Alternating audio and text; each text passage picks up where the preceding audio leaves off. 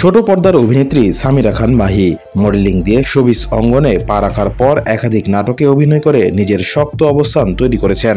অল্প সময়ের ক্যারিয়ারে ভালোই চমক দেখিয়েছেন তিনি।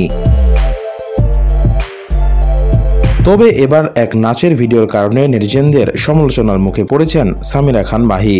শুক্রবার ইয়ামাহার একটি ইভেন্টে অংশ নিয়ে নৃত্য পরিবেশনা করেছিলেন তিনি।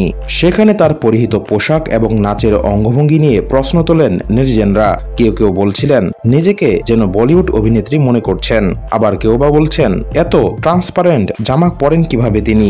এসব সমালোচনা নিয়ে খানিক বিরক্ত অভিনেত্রী নিজে। এই বিষয়ে এবার মুখ খুললেন তিনি। অভিনেত্রী বলেন, আমি ইভেন্টে অংশ নিয়ে 1 ঘন্টার মতো পারফর্ম করি। পুরো নাচের মধ্যে অনেকগুলো মুদ্রা ছিল, তবে সেখান থেকে কিছু অংশ নিয়ে সেটা জুম করে কেউ পাবলিশ করেছিল, যেটা দেখতেও খুব বাজে লেগেছে। এমনটা করা মোটেও উচিত হয়নি। সমালোচনা প্রসঙ্গে তিনি বলেন, আমার সঙ্গে তো এটা কিছুদিন পরপরই হয়ে আসছে, এটা নিয়ে আমার আর কিছুই বলার নাই।